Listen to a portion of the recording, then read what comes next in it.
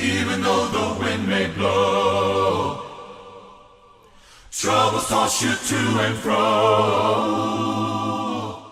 Get on your... Eu sei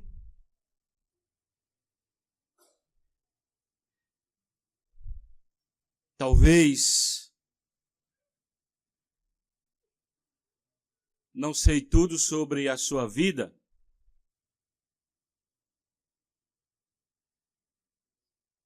mas uma coisa eu sei: você está enfrentando algum problema.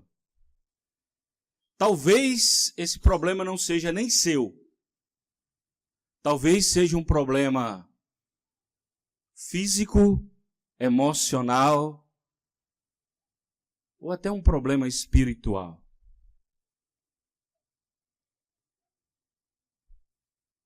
E eu queria dizer para todos nós hoje, né?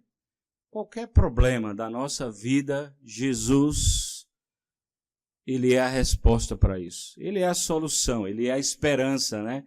Como alguns irmãos vieram aqui na frente e falaram bem. Jesus é sempre a nossa esperança. É esperança para o ano que vem, é uma esperança para esse ano, é uma esperança para hoje, para a nossa vida. Nosso texto de hoje é um texto conhecido, Marcos capítulo 2. Jesus é como uma imã. Ele atrai as pessoas para si. Nós vamos ver nesse episódio, né, Jesus em uma casa, e essa casa ela está lotada. Por quê? Porque Jesus atraía as pessoas. Porque Jesus é a esperança. Ele era a esperança para aquelas pessoas, naquele contexto, naquela época, e Ele é a esperança hoje para nós. Ele é a esperança para a nossa vida. Eu sei que muitos de nós conhecemos a história, conhecemos o texto, não é? É uma história que se encontra também em Mateus capítulo 9. Essa história também se encontra em Lucas capítulo 5. É contada com detalhes diferentes em cada evangelho, né? Mas são histórias idênticas que narram o mesmo acontecimento. Às vezes um diz uma palavra, algo diferente, mas é interessante porque, se você percebe no capítulo 1, Jesus começa o seu ministério depois do batismo, e ele começa a ajudar algumas pessoas. Ele começa a desenvolver essa esperança. As pessoas começam a conhecer Jesus como a esperança na vida delas. E a partir do verso 14 do capítulo 1, Jesus é a esperança para aqueles discípulos. Mas no versículo 40, né, em diante, Jesus é a esperança para um homem que sofria de lepra. Uma doença terrível naquela época, incurável, que deixava aquele enfermo, aquele doente sem esperança, condenado na fila, né, da morte. E Jesus encontra aquele homem e o cura. Aí Jesus diz para ele: olha, não conta nada para ninguém. Não fala nada. Nada do que aconteceu você fale para ninguém. Aí o que é que o homem faz? Tudo ao contrário. O homem espalha para todo mundo o que Jesus fez.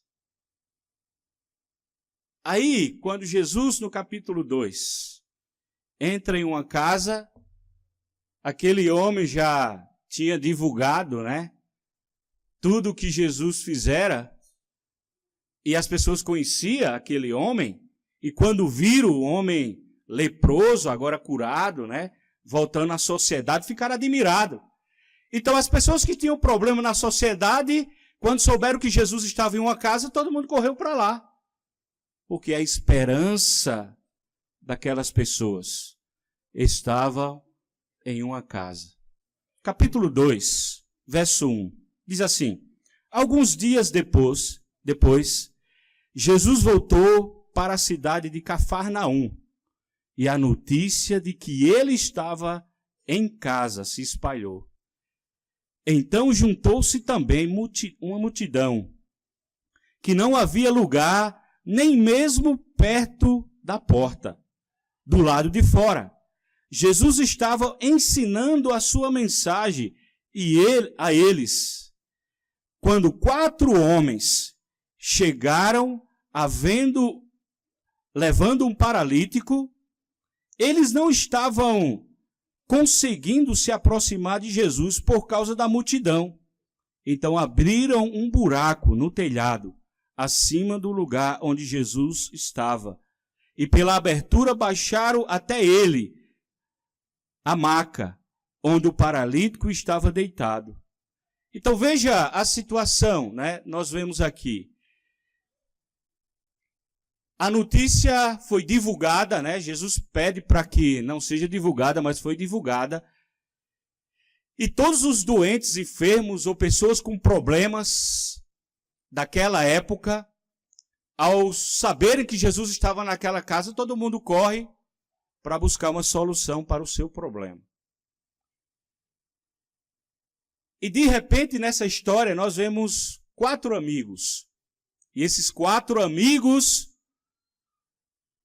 vê um dos seus colegas, que era paralítico, uma dificuldade enorme na época, um problema incurável na época. Eles olham para Jesus, para essa notícia, e vê a esperança para a solução do problema daquele amigo. E é baseado nessa história que eu queria tirar algumas lições para a nossa vida hoje. Algumas coisas, né, que esses amigos fizeram para a gente tirar para a nossa vida, tá certo? E assim, nesse contexto aqui, nós vamos ver que tinha algumas pessoas nessa multidão, nesse grupo de pessoas aqui, né? Tinha pessoas que estavam para ouvir Jesus, tinha pessoas com problemas, que queriam uma solução, e tinha pessoas com coração invejosos, com sentimentos ruins, ali no meio, né? Então, vários sentimentos, vários corações estavam nessa multidão, tá certo? Veja as atitudes desses amigos, o que eles fizeram, né? Se você olha no versículo 3, a primeira coisa que eles fizeram, a primeira ação, é que eles tiveram uma grande visão. Eles viram em Jesus a solução para o problema daquele amigo. Eles tiveram uma visão. Vamos levar o nosso amigo até Jesus. E é interessante porque a visão vai determinar a ação, vai fazer eles agirem em prol daquele amigo. Para isso, eles tiveram que ter essa visão de que Jesus era a solução para o problema daquele homem. Eles enfrentaram, né, várias dificuldades por causa da visão que eles tinham. Tudo partiu da visão. E é interessante, eles não tinham poder para curar, eles não tinham o poder para salvar esse homem, mas eles tinham a visão de quem podia curar e salvar esse homem. A primeira lição que eu penso é que nós precisamos pedir a Jesus a visão. A visão para os nossos amigos. Eu não posso salvar ninguém. Às vezes a gente pensa, né, que o trabalho de um evangelista é salvar as pessoas. Nós não podemos salvar as pessoas. Nós não podemos curar as pessoas. Mas nós podemos ter a visão. E a visão vai nos levar a tomar algumas atitudes, algumas ações de levar pessoas até Jesus. Mauro falou aqui, grupo de casa, reformular, estratégias para mudar. Por que fazer isso? Visão para salvar pessoas. visão para levar pessoas até Jesus. Esses 4 amigos, a primeira atitude deles foi visão. E sabe, é isso que nós precisamos pedir a Jesus. Estamos no final do ano, né? Precisamos pedir a Deus: Senhor, me dá visão com relação aos meus amigos. Me dá visão com relação aos meus familiares, para que eu possa conduzi-los até o Senhor. E aí o Senhor vai fazer a obra, né? O Senhor sabe fazer o trabalho. Mas me dá essa visão. Eu quero levar pessoas para Jesus. Eu quero ajudar meus amigos. Eles têm tantos problemas, tantas dificuldades, mas eu não sei como ajudar. Eu sou tímido, sabe? Eu tenho vergonha de falar. Eu não sei como falar às vezes. Essa visão, para que Jesus possa ajudar você. Porque a visão determina a ação. A forma como você vai agir. A segunda coisa é no verso 4. Versículo 4. Eles não estavam conseguindo se aproximar de Jesus por causa da multidão. Então abriram um buraco no telhado, acima do lugar onde Jesus estava, e pela abertura abaixaram até a ele a maca aonde Jesus estava. Então veja que a segunda lição que nós podemos aprender é que eles agiram com determinação. Imagine, eles andaram bastante e uma dessas dificuldades era o peso do homem, né? A gente não sabe a distância da onde eles levaram o homem até Jesus, mas eles tiveram que carregar um peso, distância. E quando eles chegaram, eles se depararam com a casa lotada, cheia, não tinha como eles entrarem. Eles poderiam desistir, mas eles foram determinados. Eles estavam dispostos a fazer qualquer coisa para ajudar os seus amigos a chegarem até Jesus. Por quê? Porque eles sabiam que Jesus era a esperança daquele homem. Jesus era a solução na vida daquele homem. Eles tinham essa convicção, essa certeza. E eles estavam determinados a fazer qualquer coisa, qualquer esforço para levar aquele homem até Jesus. Então eles foram determinados. Eles não desistiram. Irmãos, quantas irmãs eu conheço que passaram 10 anos orando pelo seu marido para que ele se convertesse? Se eu dissesse assim, quantas pessoas nós conhecemos? Quantas mães passaram anos e anos orando pelo seu filho? Muitas vezes o filho numa vida distante de Deus. E a mãe lá orando: Senhor, né, já vejo o meu filho te servindo, abençoa meu filho, traz o meu filho para o caminho. E hoje os filhos estão servindo ao Senhor. Determinação, perseverança, não desiste. A gente vê isso na vida desses 4 amigos. Determinação, não desista. Se você tem orado por alguém, por sua família, não desista. Seja determinado. Seja empenhado em levar essa pessoa em quem você está orando para Jesus. Ainda no versículo 4, para que eles tivessem essa determinação, eles tiveram que enfrentar vários obstáculos. Eu já falei da multidão, que eles poderiam desistir, né? Eu já falei do peso daquele homem. Então, muitas vezes, para levar alguém a Jesus, nós temos que carregar. Nós temos que levar o peso, ou carregar o peso de levar alguém para Jesus. Porque às vezes nós pensamos que levar alguém a Jesus é só dizer, Jesus é a melhor coisa, é a esperança, é o Salvador, e a pessoa vai. Não. Quantos de nós aqui não já pegamos ônibus, fomos na casa da pessoa para estudar a Bíblia, chegando lá, a pessoa nem avisou que não estava. E nós investimos dinheiro, pegamos ônibus, voltamos Vamos lá semana de novo, né? Vai ficar com raiva? Vai desistir? Não. É um obstáculo. Semana que vem, ônibus de novo, vamos lá evangelizar a pessoa. Eles poderiam desistir por vários obstáculos aqui, mas eles não desistiram. Assim somos nós, querendo levar os nossos amigos para Jesus. Vão surgir obstáculos, mas não desista. Seja perseverante, determinado naquilo que você faz. Eles subiram com o paralítico para o telhado. Né? E a gente sabe, o telhado naquela época não era como os nossos telhados.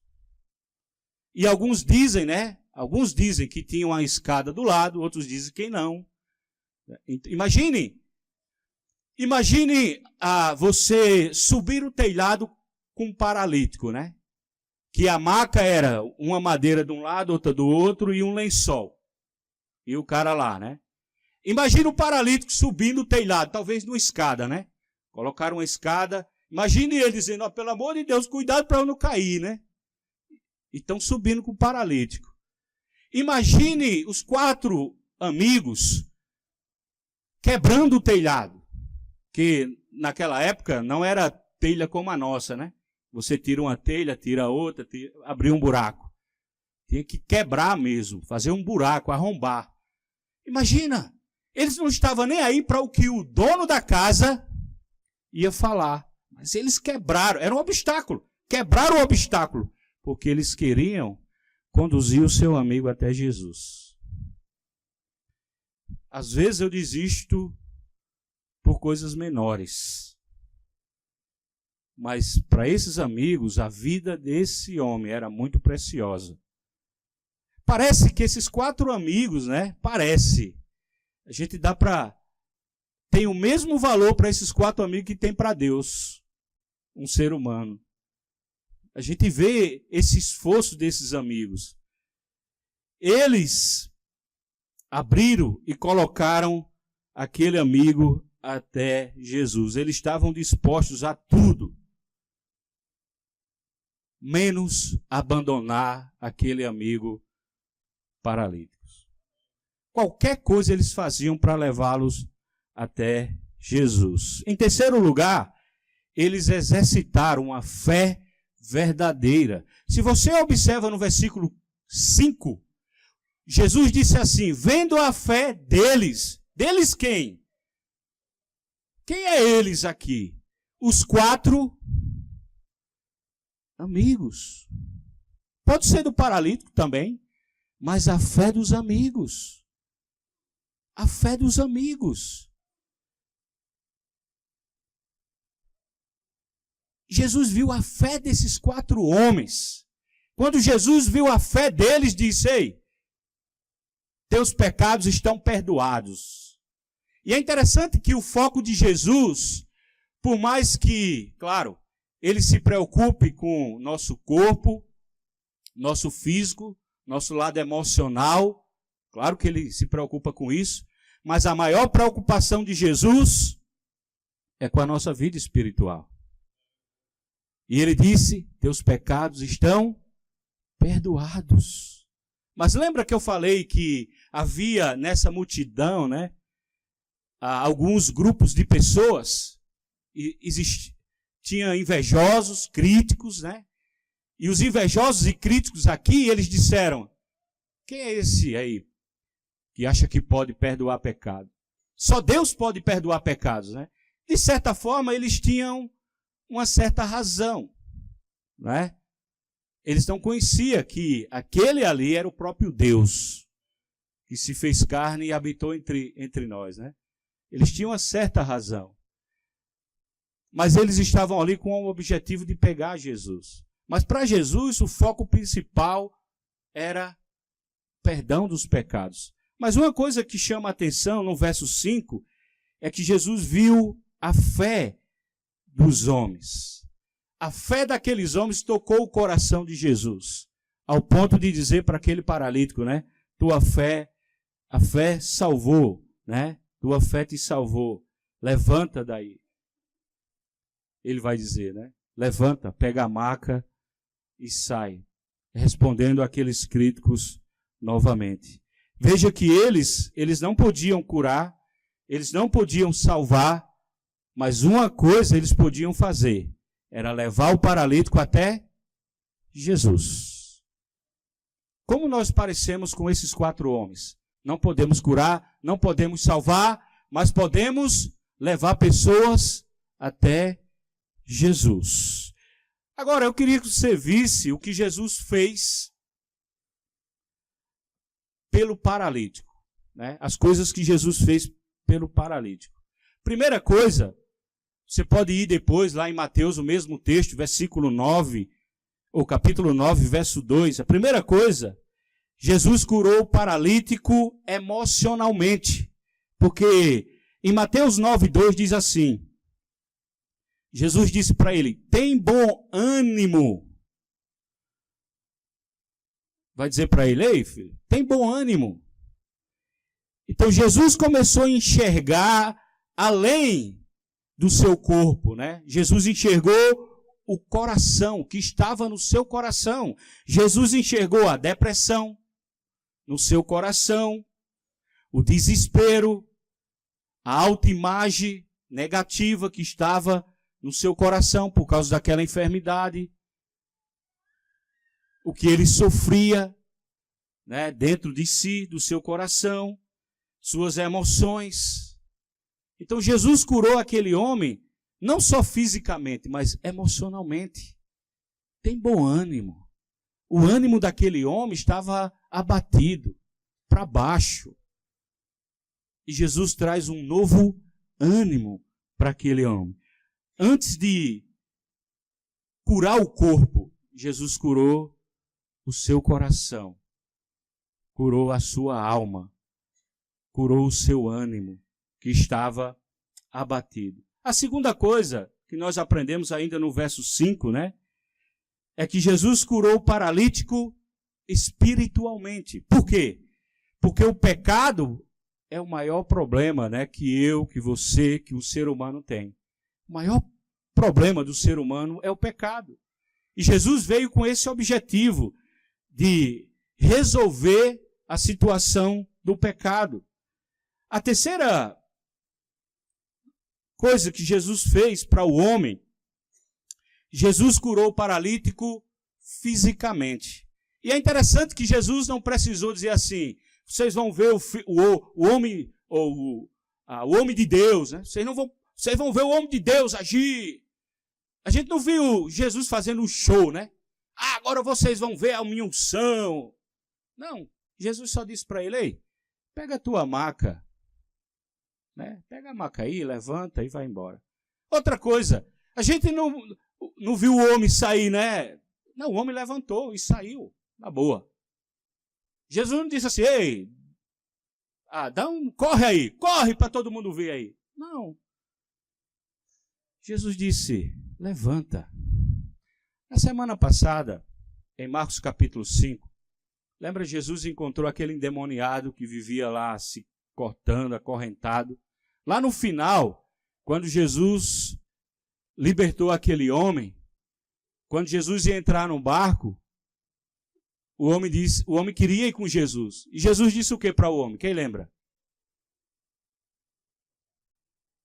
Jesus disse para ele, ei, vai para a tua casa. Vai para os teus. E o homem começou a pregar, né? Se a gente fosse estudar, depois Jesus volta lá, todo mundo conhecia Jesus por causa daquele homem. Que foi para casa, para aquelas 10 cidades e pregou o evangelho. Aqui, nós vemos a mesma coisa. Jesus disse para o homem, pega a tua maca e vai para casa. Volta para casa. Ele restituiu a vida familiar daquele homem. É interessante como Jesus faz isso, né? Para a gente finalizar, veja as coisas que acontecem quando Jesus age. Veja a reação, né? Nos versos 11 e 12. Primeira reação é que foi uma grande admiração, né? As pessoas ficaram admiradas com aquilo que Jesus fizeram. Ficaram atônitas, possuídas de temor, aquela multidão. Mas sabe uma coisa interessante? É que em Lucas capítulo 10, versículo 15 e 16, Jesus fala sobre essa cidade. Mesmo eles vendo tudo isso, se admirando, ficando atônitos com aquilo que Jesus fizeram, veja o que Jesus fala sobre eles. Tu, Cafarnaum, levantar-te-ás porventura até os céus, descerás até o inferno. Porque se em Sodoma tivesse operado milagres que em ti se fizeram, teria ela permanecido até o dia de hoje. Digo-vos, porém, que menor rigor haverá no dia do juízo para com a terra de Sodoma do que para contigo. Mesmo aquelas pessoas admiradas, atônitas, com o poder de Jesus, eles não quiseram Jesus. São essas as reações de quem ouve a palavra de Deus. Tem pessoas que se admiram com o poder, mas esse poder não causa nada na vida delas. E foi isso que aconteceu com essas pessoas. Ainda no 12, houve uma exaltação do nome de Deus. Todos exaltaram Deus, exceto os escribas. Eles começaram a murmurar, a reclamar sobre Jesus. Quando pessoas não compreendem, não entendem a palavra de Deus, é essa postura. É isso que acontece em seus corações. Elas ouvem a palavra, mas a palavra não tem efeito na sua vida. E por último, no versículo 11, houve uma reintegração na família, né? Jesus disse para aquele homem que entendeu, que ouviu, que foi perdoado, que o poder de Deus entrou na sua vida. Jesus disse, volta para a tua casa. E aquela família voltou a ter paz, a ter esperança. A gente vê aqui 3 atitudes quando se ouve a palavra de Deus. Qual é a sua atitude hoje? De manhã. Qual é a sua atitude ao ouvir a palavra de Deus? Lembre-se, Jesus é a esperança para qualquer problema que você esteja enfrentando. Que Deus nos abençoe. Even though the wind may blow, troubles toss you to and fro.